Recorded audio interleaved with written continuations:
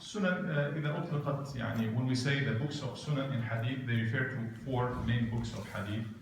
Sunan al-Tirmidhi, Sunan ibn Majah, Sunan al-Nasai, and Sunan Abi Dawud.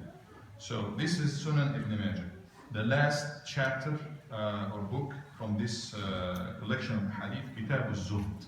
It is mainly talking about putting dunya in perspective and renouncing it, and not being very much attracted into it. And Nabi Sallallahu Alaihi Wasallam addressing this point, he said, the first hadith, which is very beautiful, narrated by Abi Dharr al-Ghifari radiallahu anhu, قال رسول الله صلى الله عليه وسلم ليس الزهادة في الدنيا بتحريم الحلال ولا في إضاعة المال ولكن الزهادة في الدنيا ألا تكون بما في يدك أوثق منك بما في يد الله ولكن الزهادة في الدنيا ألا تكون بما في يدك أوثق منك بما في يد الله وأن تكون في ثواب المصيبة إذا أصبت بها أرغب منك فيها لو أنها أبقيت لك. الإمام أبو إدريس الخولاني يقول مثل هذا الحديث في الأحاديث كمثل الإبريز في الذهب. This hadith is so special. It is like the Ibris, which is so special, kind of gold. What is the translation? And Nabi Sallallahu Alaihi Wasallam said Zahada or Zuhd or renouncing dunya and denouncing it. Many of us would understand it like, be like Darwish, somebody who goes very close to the concept of Zuhd in other religions. A Christian monk would go to a temple out in the desert or on the top of a mountain and not having anything to do with dunya and just kicking it out of his life.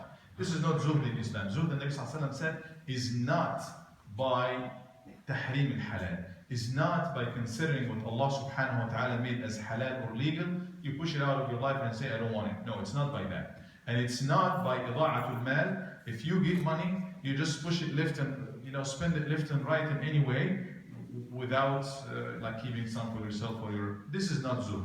He will put it in perspective, sallallahu alaihi wasallam, by saying, I like the first part very much. He said, أَلَّا تَكُونَ بِمَا فِي يَدِكَ أَوْثَقَ مِنْكَ بِمَا فِي يَدِ اللَّهِ وَمَا عِنْدَ اللَّهِ. It is that you should not have more trust in what you have, in the means, in the materials that you have in your hand, more than the trust that you have in the hand of Allah subhanahu wa ta'ala. This is the real meaning of zuhd. Many of us, we count more than what we have.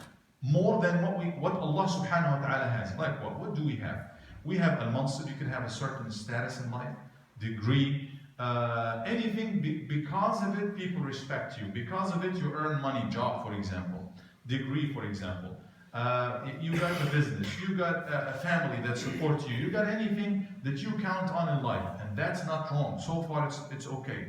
But if you have more trust and more connection and more attachment to this, more than what you have in what Allah subhanahu wa ta'ala has, here is the problem.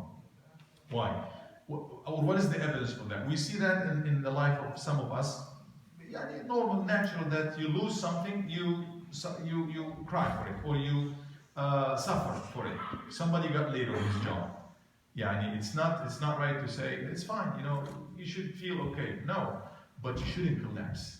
You should not have all the trust in terms of rizq in your job, in your salary, in your boss, because Allah subhanahu wa ta'ala in his hand is the rizq. So that's why a believer, a zahid fi dunya, if he got cut off from his job, if a calamity befalls him, if he loses anything that he counts on in life, he will be sad. And Nabi Sallallahu Alaihi Wasallam was sad when he lost Ibrahim, his son, 18-month-old, but he did not collapse. وَلَا نَقُولْ إِلَّا مَا يُرْضِي رَبَّنَا. He said, إِنَّ الْعَيْنَ لَتَدْمَعُ مِنَ الْقَلْبَ لَا يَحْزَنُ. The eye would cry, the heart would get sad, but we do not say except what pleases Allah subhanahu wa ta'ala, our Lord. So, الزهد أن تكون ألا تكون بما في يديك أو ثق منك بما في يد الله, is that you should not have more trust in what you have, in the means you have, connection. We should have everything. It's okay as long as it's halal. Everything, the best of house, the best of business, the best of degrees, the best of success in life, without being so much attached to it. Then we are attached to Allah subhanahu wa ta'ala and His rahmah and His rizq. Number 2, وأن تكون في ثواب المصيبة أوثق إذا أصبت بها أرغب منك فيها لو أنها أبقيت لك. يعني Nabi Sallallahu Alaihi Wasallam, when he's talking about counting on things in life, he was talking about probably about the future. Like what's going to happen in the future? We are planning for the future. Yes, I plan because and I depend on my money, on my business, on my capital, in my degree, in my circle of relations, in this and that. If you lose any of that, you're shaking. No, you should have more trust in what Allah subhanahu wa ta'ala has. What about the past? In the past, if a calamity, if a loss happens, let's say a loss happens in there. And you know as a believer, there is also a thawab from Allah subhanahu wa ta'ala that comes with it. There is a reward that comes with the loss. Loss happened. No way you can change it. You cannot be smart enough to go back and change the past because it's already happened.